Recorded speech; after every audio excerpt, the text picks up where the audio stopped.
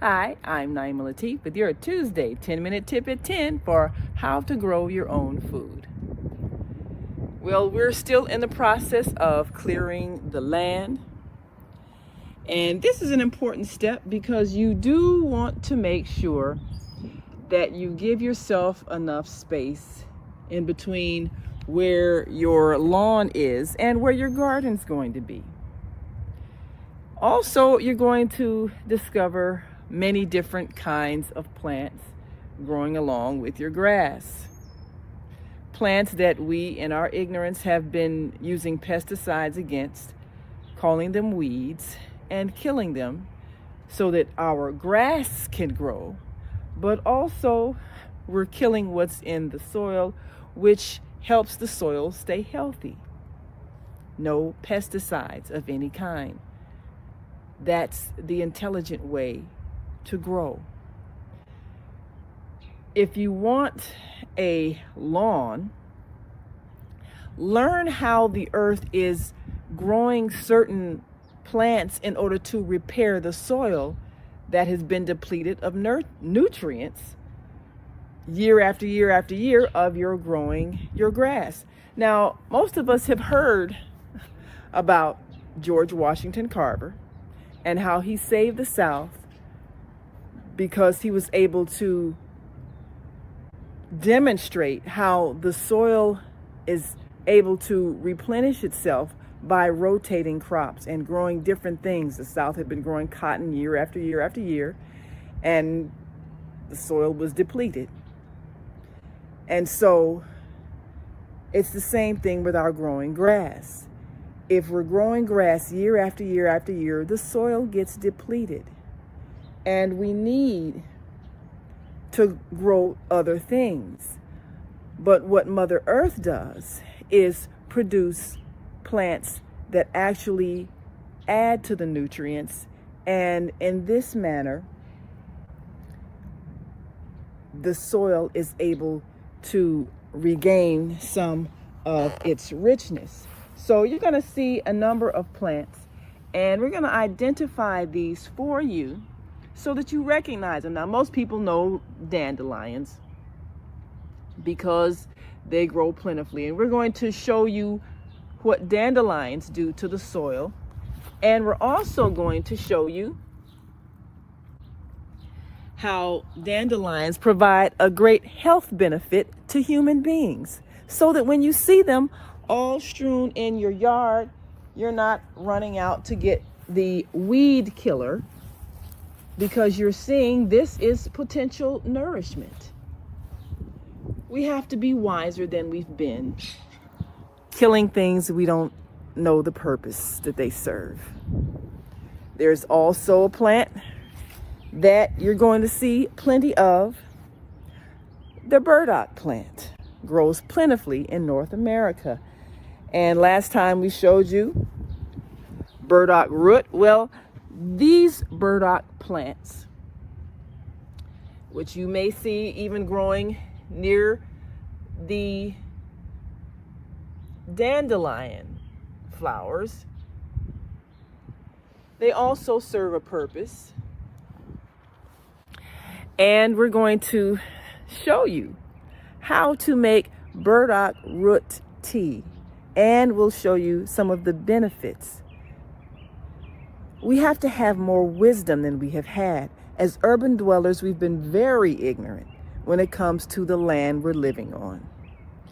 This is why when you're growing your garden in your yard, you have to be aware of what may be in the soil. This is why you've got to dig down a few inches when it comes to how you're going to make sure you get rid of any debris that's in the soil. This is all a part of the urban gardening process. We need a lot more understanding so that we make choices that are life-producing. And this is all a part of learning how to grow your own food. Look at these burdock leaves. Nice, healthy leaves. This is a seriously valuable plant. And when you learn of the uses that people with knowledge have about the burdock plant, you will never again see this as a nuisance and a weed that you need to kill in order to make space for your lawn. You'll see these all over vacant lots, and you'll see these growing freely year after year. You don't have to plant them at all. We call plants that are natural to the land native plants. They're just like native people. They were already here. You didn't have to do anything for them to come. They were here. And since they're native plants, that means that they're natural to the environment. And anything natural to the environment is going to be healthy for the environment.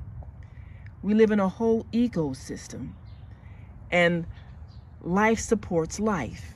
So we as the human being need to learn how to support the life that's already native to this land. All of these dandelions growing here are telling us something about the soil and its needs.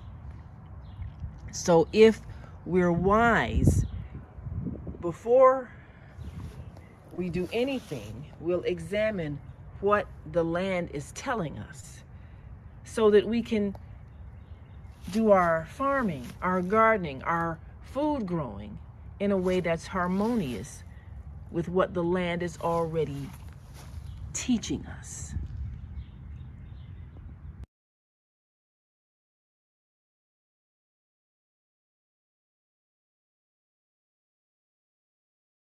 So as we can see,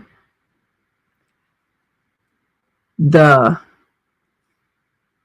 dandelion leaves, the dandelion plants, the dandelion flowers, the dandelion, it has many uses. But even before we get into how the dandelion is used for human consumption, let's take a look at what it does for the soil. So if you have dandelions growing in your yard, it's quite likely that years of grass growing has produced clumps of earth, and this could make it difficult to break up and plant food. Or maybe the soil is the type that just clumps together and nothing grows there. You see many vacant lots with a lot of dandelions growing, and there's a reason. What dandelions do, first of all, they help with the aeration and soil structure. Dandelions' long, deep tap roots loosen and break up hard, packed soil, creating channels that allow air and water to reach deeper soil layers. This improved aeration supports healthy soil, microorganisms, and plant growth. The channels created by the decaying roots also helps with drainage. So that's the first part. Now, the second thing that dandelions are good for is nutrient cycling. Dandelions' taproots extract nutrients, particularly calcium, from deep within the soil. They then transport these nutrients to the surface where they are made available to other plants. This process acts as a natural fertilizer, enriching the soil for a wider range of plants. That is significant. So, what we learn is that when dandelions are growing, the dandelions are helping to prepare the soil for other plants that we may wish to use for food or any other purpose. So dandelions are good for the soil. Do not spray them or drop them with pesticides of any kind. They're helping to enrich the soil for our benefit. So we want you to remember, before you do anything, to study, reflect, and learn about those native plants. They're here for our benefit. I'm Naima Latif with day 3 of your Tuesday tip at 10 for how to grow your own.